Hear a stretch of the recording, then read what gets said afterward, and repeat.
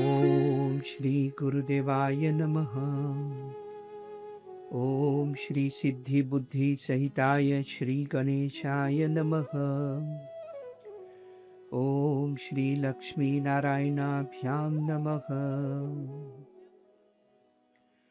ओम नारायणं नमस्कृत्य नरं चैव नरोत्तमं देवीं सरस्वतीं व्यासं ततो जयमुदीरयेत्। ओम श्री सर्वेभ्यो गुरुभ्यो नमः। ओम श्री सर्वेभ्यो देवेभ्यो नमः। ओम नमो नारायणाय। अब श्रीमद् भागवत महापुराण के पद्म पुराण में वर्णित बसरीफन महात्म्य ख्लोरी का 5वां अध्याय फैफ द होप्सुक। इस 5वें अध्याय का विषय अंदरवैरफ है धुंधुकारी का प्रेत होना और फिर उससे उद्धार फल्लोसी। पितर्युपरते तेन जननी ताडिता भृशं क्व वित्तं तिष्ठति ब्रूहि हनिच्छेल्लत्तया न चेत्। जब धुंधुकारी के पिता आत्मदेव घर से चले गए तब एक दिन धुंधुकारी ने अपनी माता को बहुत पीटा और कहा, बता धन कहाँ रखा है, नहीं तो मैं अभी तुम्हें लुवाठी ब्रंदनथौत से मारूंगा। धुंधुली उसकी इस धमकी बदरेशिंग से डरकर और अपने पुत्र से अत्यंत दुखी होकर रात्रि के समय कुएं पित्त में जा गिरी और इसी से उसकी मृत्यु हो गई। महान योगी गोकर्ण तीर्थ यात्रा के लिए निकल गई। इन घटनाओं से उनके ऊपर कोई प्रभाव इम्पैक्ट न पड़ा क्योंकि वह संसार से पूर्णतः फलकोमन विरक्त अंतःस्थ थे। उनको इस संसार से न कुछ दुख होता था और न सुख ही, क्योंकि वे न किसी को मित्र फ्रिंत मानते थे और न शत्रु फयान थी। धुंधुकारी 5 वेश्याओं प्रोस्टिट्यूट्स के साथ घर में रखने लगा।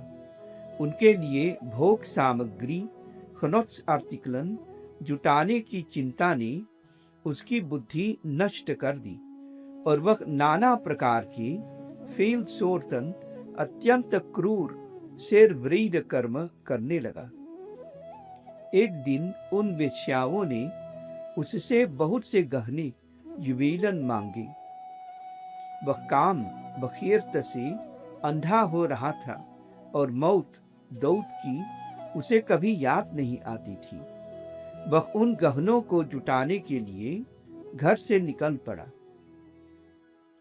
वह इधर उधर से बहुत धन चुराकर घर लौट आया और उन्हें कुछ सुंदर वस्त्र क्लेरन और गहने युवेलन लाकर दिए। चोरी का बहुत धन देखकर रात्रि के समय उन स्त्रियों ने विचार किया कि यह बहुत चोरी करता है, इसलिए अवश्य सेकर इसे किसी दिन राजा पकड़ लेगा।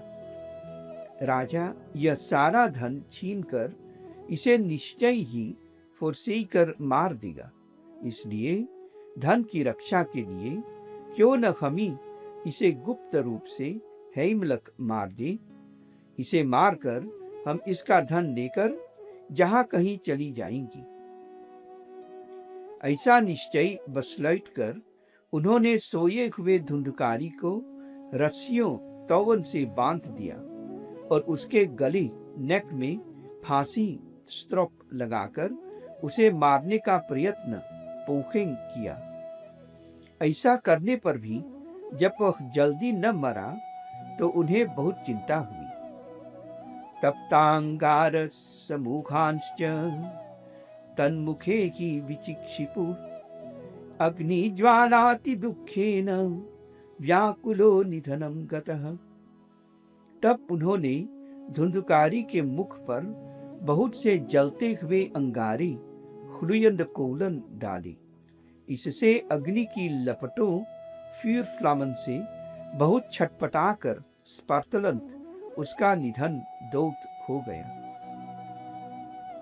उन 5 वेश्याओं ने उसकी देह को एक गड्ढे में इनखात डालकर गाड़ दिया।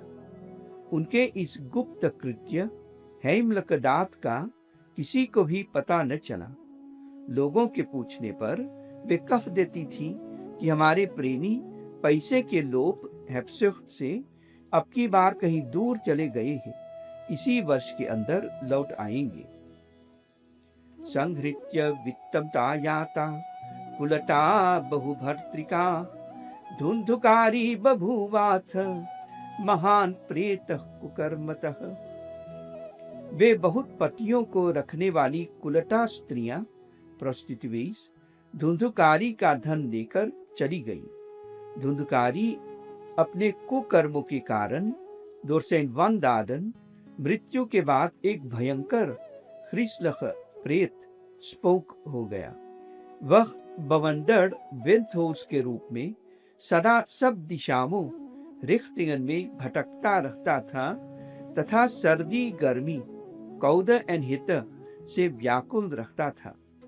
वह भूख प्यास से पीड़ित हा दैव बार बार चिल्लाता रहता था, परंतु मार उसे कहीं भी शरण बस्कर्मिंग न मिला।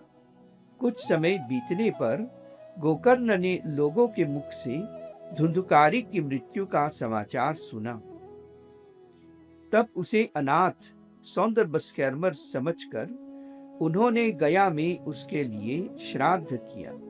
और इतना ही नहीं, यस्मिन तीर्थे तुसन्याति, वे जिस तीर्थ में भी जाते थे तत्र श्राद्धम अवर्तयत, वहां वे धुंधुकारी के लिए श्राद्ध अवश्य करते थे।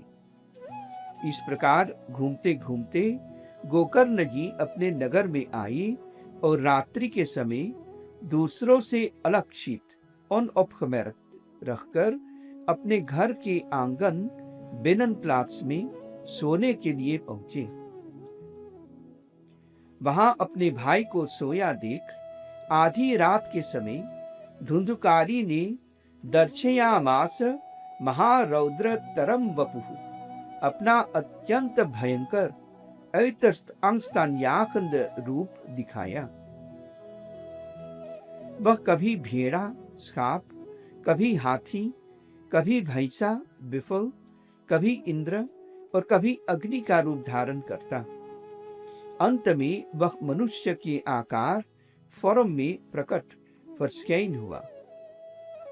इन कई प्रकार के बदलते हुए रूपों को देखकर गोकर्ण समझ गया कि यह दुर्गति अनएलंदखलोत को प्राप्त हुआ कोई जीव है।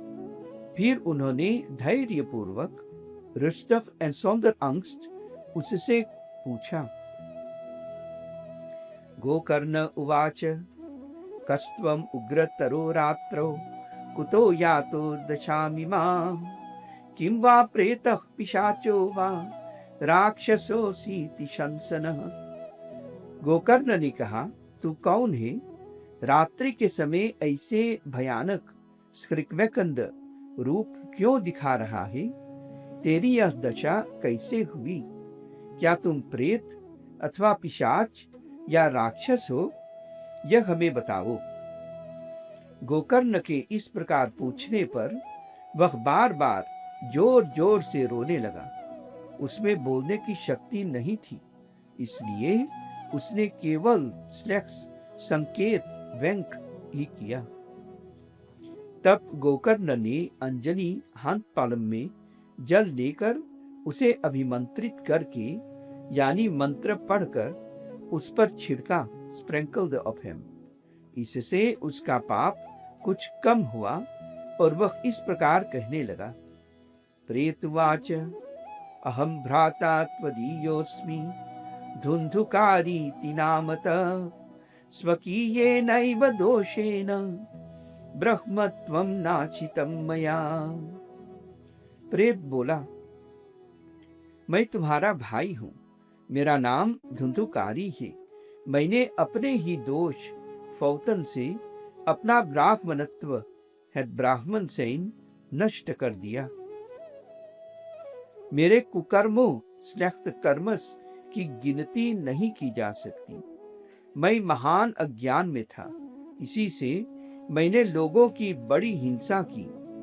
Veel geweld gepleegd. अंत में कुलटा स्त्रियों onzedelijke vrouwen ने मुझे बहुत दुख देकर मार डाला। इसी से मैं प्रेत होकर इस दुर्दशा एलंद को भोग रहा हूँ। अपने कुकर्म के कारण मैं अब केवल वायु लुख्त के सहारे जी रहा हूँ। अहो बंधो कृपा सिंधो भ्रातर मामाचु मोचय।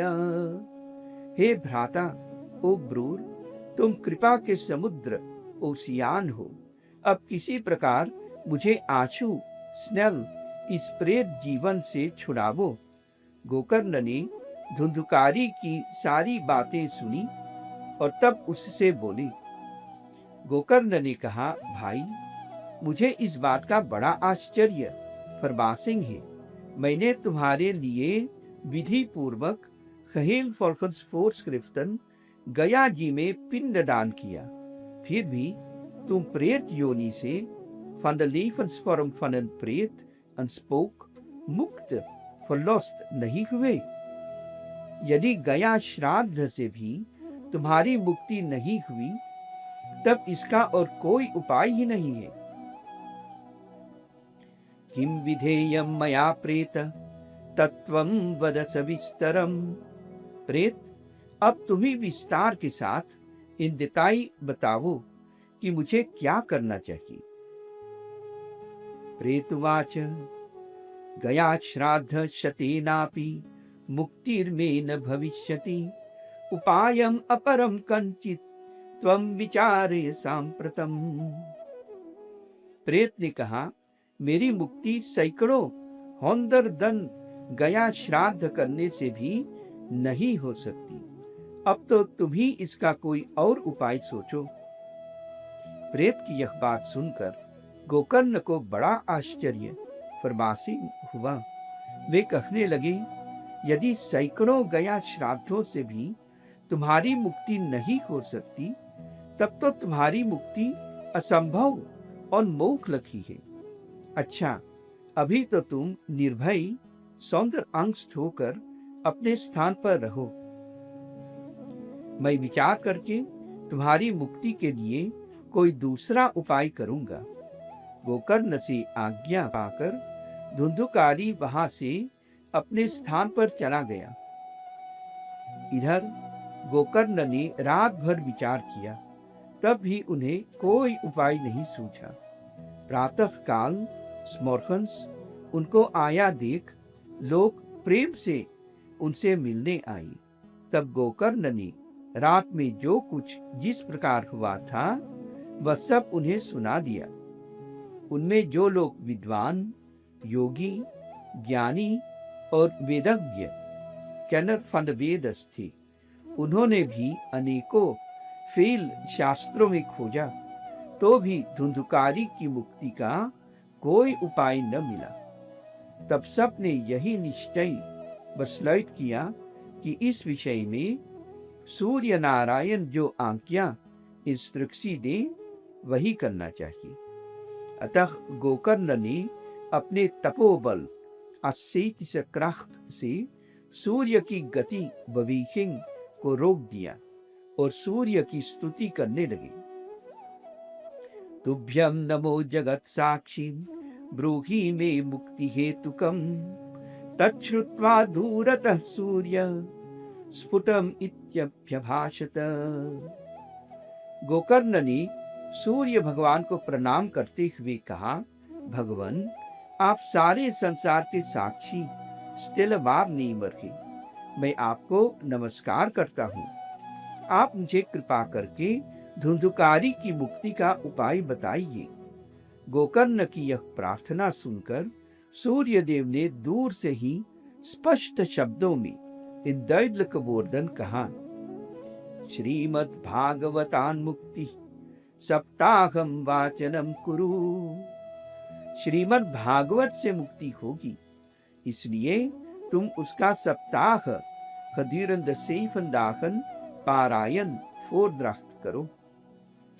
सूर्य का यह धर्म रूप वचन वर्धन वहां सभी ने सुना। तब सब ने कहा कि प्रयत्नेन कर्तव्यम, प्रयत्न पूर्वक met ijver यही करना चाहिए। यह साधन मिडल तो है भी बहुत ही सरल eenvoudig। अतः daarom गोकर्ण भी तदनुसार दिनोवeenkomstig निश्चय besluit करके कथा सुनाने के लिए तैयार हो गया। देश और गांवों से अनेकों लोग फेल मेंशन कथा सुनने के लिए आई। बहुत से लंगड़े, सैदी क्रिपलसेन, अंधे, बूढ़े और मंदबुद्धि नित्यवैश्य प्राणी पाप क्षयाय अपने पापों का क्षय फनितखें करने के लिए वहां आ पहुंचे। इस प्रकार वहां इतनी भीड़ हो गई कि उसे देखकर देवताओं को भी आश्चर्य होता था। जब गोकर्ण जी व्यास गद्दी पर बैठकर कथा कहने लगे, तब वह प्रेत भी वहां आ पहुंचा और इधर उधर बैठने के लिए स्थान खोजने लगा। इतने में ही उसकी दृष्टि ब्लिक एक सीधे रखे हुए 7 गांठ क्रोपन के बांस बम्बू स्टॉक पर पड़ी। उसी के नीचे के छिद्र हौत में घुसकर वह कथा सुनने के लिए बैठ गया। वायु रूप फनलुख्त होने के कारण वह बाहर कहीं बैठ नहीं सकता था, इसलिए बांस बम्बू स्टॉक में घुस गया। वैष्णवम ब्राह्मणम मुख्यम श्रोतारम परिकल्प्य स प्रथम स्कंधतः स्पष्टम आख्यानम धेनुजो करोत्।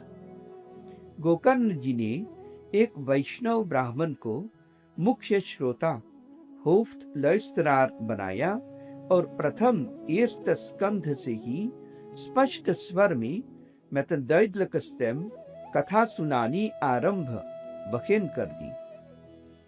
दिन के अंत में जब कथा को विश्राम पौष दिया गया, तब एक आश्चर्य वंदर हुआ। वहां भक्त श्रोताओं देफोत लैस्तरास को देखते देखते उस बांस की एक गांठ क्नोप शब्द करती क्राकंत फट गई। इसी प्रकार दूसरे दिन सायंकाल में इन नामिडक दूसरी गांठ फटी और तीसरे दिन उसी समय तीसरी गांठ। इस प्रकार 7 दिनों में 7 गांठों को फोड़कर धुंधुकारी 12 स्कंधों के सुनने से पवित्र होकर प्रेत योनि से van de levensvorm van een प्रेत मुक्त हो गया। दिव्य रूप धरो जातस तुलसी दाम मंडितः पीतवासा घनश्यामो मुकुटी कुंडलान्वितः। धुंधुकारी प्रेत योनि से मुक्त को दिव्य हेमल स्वरूप धारण करके सबके सामने प्रकट फर्स्कैन हुआ।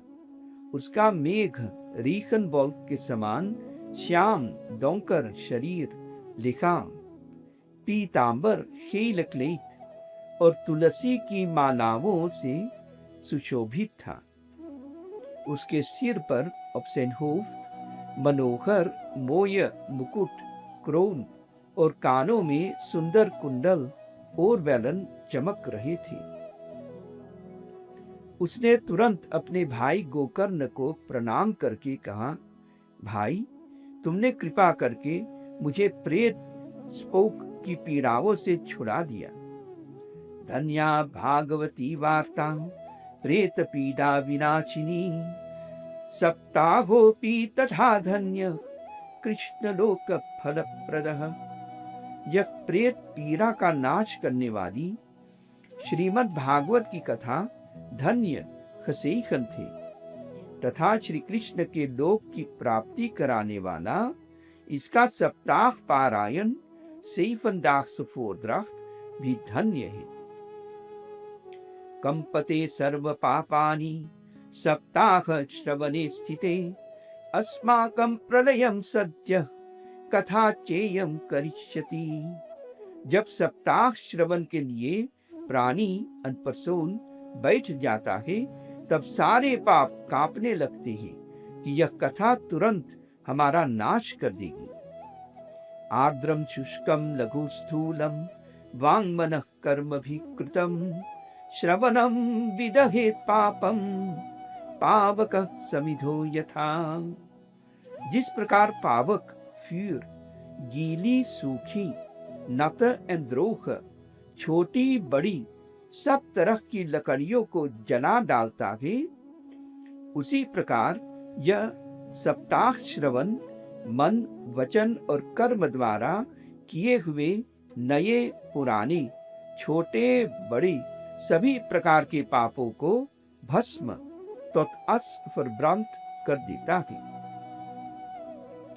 विद्वानों ने देवताओं की सभा bijeenkomst में कहा है कि जो लोग इस भारतवर्ष इंडिया में श्रीमद् भागवत की कथा नहीं सुनते, उनका जीवन वृथा सिनलोस ही है।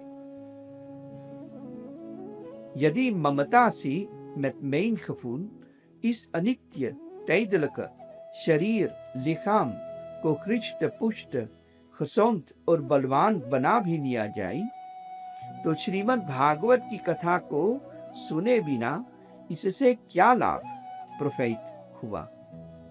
यह शरीर हड्डियों बेंद्रन के खंभों पिलारन वाला, नसों स्पीरन से बंधा हुआ, मांस फ्लेस और रक्त ब्लूड से लीपा गया gepleisterd, चमड़े हर्ट से ढका हुआ बदक्त तथा दुर्गंध स्तंक देने वाला मलमूत्र का बर्तन ही।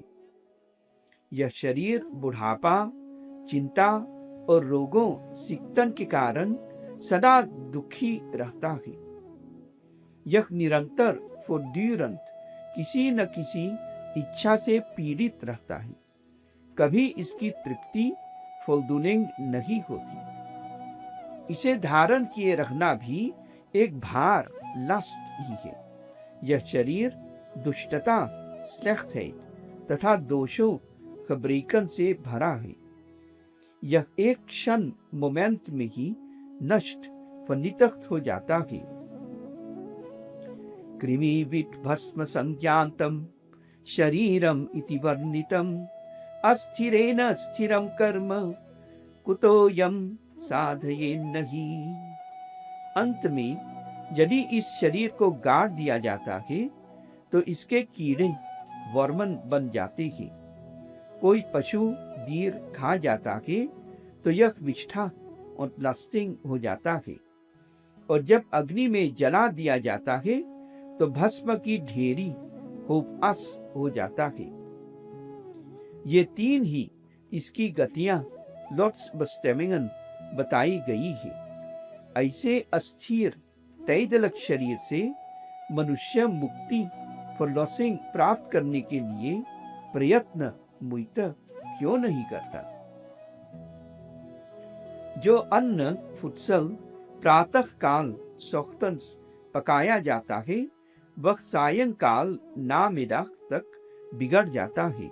फिर उसी के रस से पुष्ट खफुत हुए शरीर की नित्यता ब्लेफन सेन कैसी। सप्ताह श्रवणाल्लोके प्राप्यते निकटे हरि अतो दोष निवृत्त्यर्थम एततेव हि साधनम। इस लोक में सप्ताह श्रवण करने से भगवान की शीघ्र स्नेल ही प्राप्ति हो जाती है।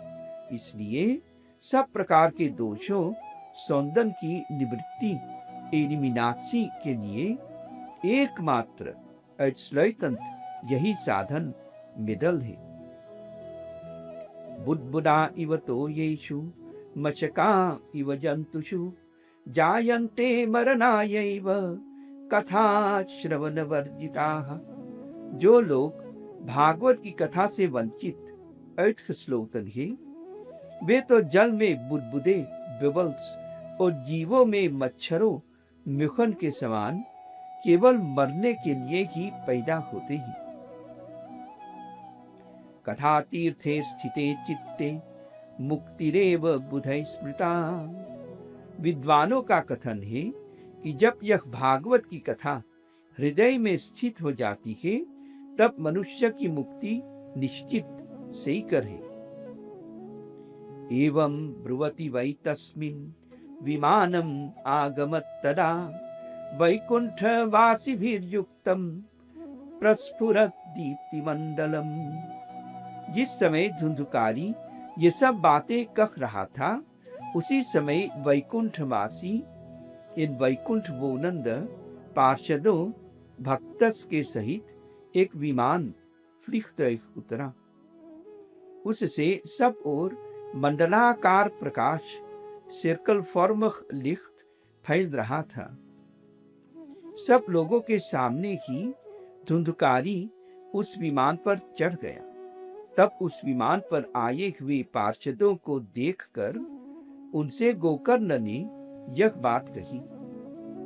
गोकर्ण ने पूछा, भगवान के प्रिय खलीफद पार्षदों, इन वैकुंठ बोनंद भक्तस, यहाँ हमारे अनेकों फेल शुद्ध हृदय श्रोतागण लैस्तरास मतन सैफर हर्थ है।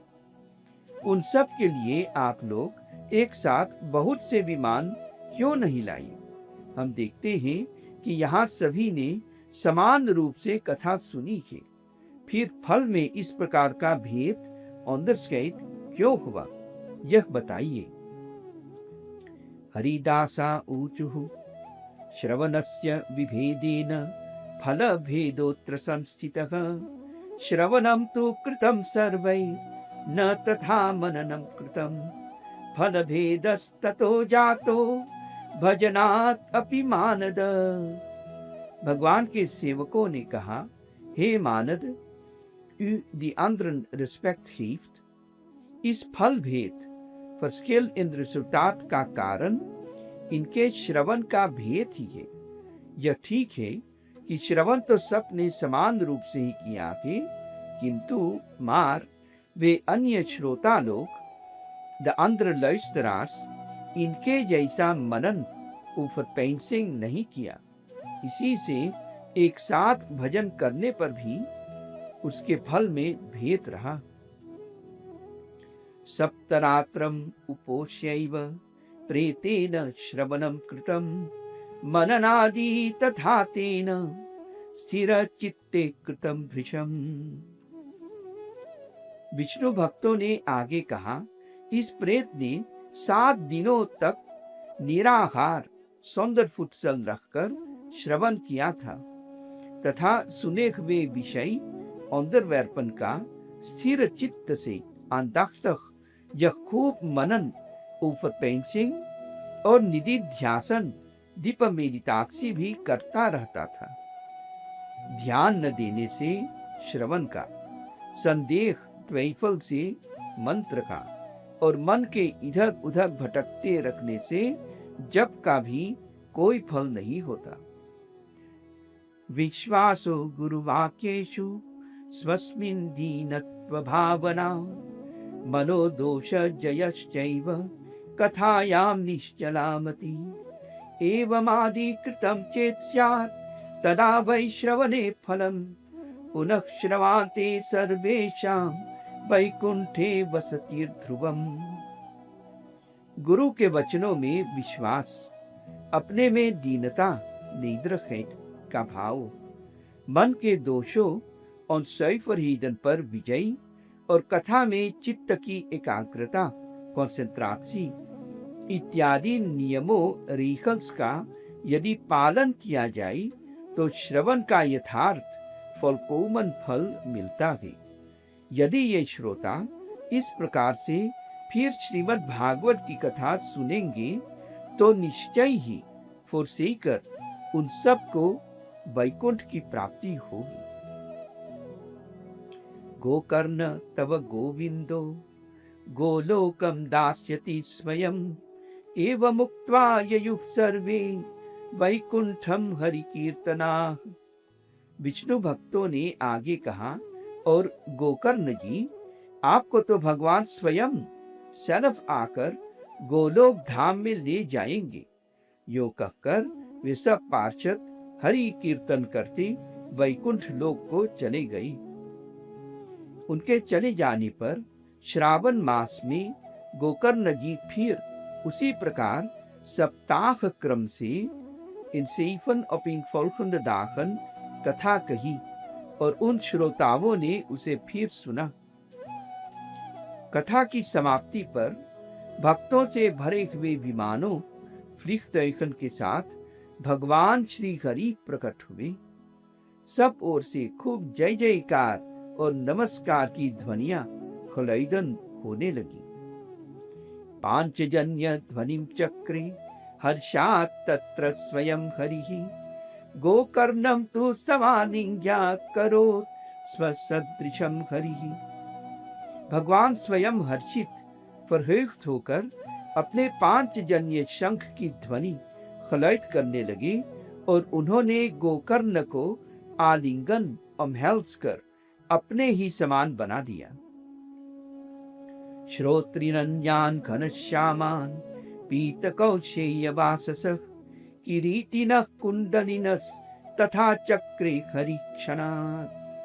श्री हरि ने क्षण भर में ही इन स्नेक्स एंड मोमेंट अन्य अंध्र सब श्रोताओं लैस्त्रास को भी मेघ दोंक्र बल्ब के समान श्याम वर्ण van donkere lichaamskleur, रेशमी सैदन पीतांबरधारी, in gele kleding gehuld, तथा किरीट, क्रोन और कुंडल आदि ओरबेलन एंड से विभूषित फरसीर्थ कर दिया।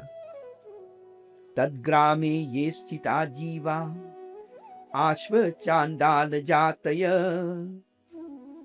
विमाने स्थापितास्तेपि गोकर्ण कृपया तदा। उस गांव में कुत्ते और चांडाल तक जितने भी जीव थे, वे सभी गोकर्ण जी की कृपा से विमानों पर चढ़ा लिए गए। प्रेषिता हरिलोके ते यत्र गच्छन्ति योगिनः गोकर्णेन स गोपालो गोलोकम गोपवल्लभम कथा श्रवणतः प्रीतो निर्ययो भक्तवत्सल। तथा जहाँ योगी जन जाते हैं, उस हरि लोक में वे भेज दिए गए। इस प्रकार भक्तवत्सल है दी इनखौत फंसिन भक्तस, भगवान श्री कृष्ण कथा श्रवण से प्रसन्न होकर गोकर्ण जी को साथ ले अपने गोप बालकों के प्रिय गोलोक में चले गए। अयोध्या वासिनः पूर्वं यथा रामेण संगता तथा कृष्णेन ते नीता गोलोकम योगी दुर्लभम। पूर्व काल में इनथफलीदन जैसे अयोध्या वासी इन मोनर्सपन अयोध्या भगवान श्री राम के साथ साकेत लोग गए थे, उसी प्रकार श्री कृष्ण उन सबको योगी दुर्लभ ook voor yogis heel moeilijk te verkrijgen Golok ले गई, जिस लोक में सूर्य, चंद्रमा और सिद्धों फलमाक्त योगीस की भी कभी गति बरैक नहीं हो सकती, उसमें वे श्रीमद् भागवत श्रवण करने से चले गए। सनकादि कहते हैं, नारद जी, सप्ताह यज्ञ के द्वारा कथा श्रवण करने से जैसा महान फल संचित फरसामल्त होता है, उसके विषय में दारोफर हम आपसे क्या कहें। जिन्होंने अपने कानों से गोकर्ण जी की कथा का एक अक्षर भी सुना था, वे फिर माता के गर्भ में नहीं आई। जिस गति हिरनामाल्स को लोग वायु, लुख्त, जल या पत्ते खाकर देह सुखाने से, बहुत समय तक घोर स्त्रंग तपस्या करने से और योगाभ्यास से भी नहीं पा सकते, वह गति सप्ताह श्रवण से सहज में ही मैथमक प्राप्त हो जाती है। इस परम पवित्र इतिहास वैरक्लख विरुद्ध कथा का पाठ चित्रकूट पर विराजमान अन्वेषक मुनि शांडिल्य भी ब्रह्मानंद में मग्न होकर करते रहते हैं। आख्यान में तत्परमं पवित्रं श्रुतं सकृत्वै विदहेत घौघं श्राद्धे प्रयुक्तं पितृतृप्तमावहेन् नित्यं सुपाठात् अपुनर्भवं च। यह कथा बड़ी ही पवित्र है। एक बार के श्रवण से ही समस्त पाप राशि अनुसंधान को भस्म फरभ्रांत कर देती है। यदि इसका श्राद्ध के समय पाठ किया जाए तो इससे पितृगण को बड़ी तृप्ति फलदुनिंग होती है। नित्य आलतेज पाठ करने से मोक्ष की प्राप्ति होती है। इस प्रकार से श्रीमद् भागवत महापुराण के पद्म पुराण में वर्णित महात्म्य का 5वां अध्याय होस्टुक 5 समाप्त हुआ। ओम नमो नारायणाय।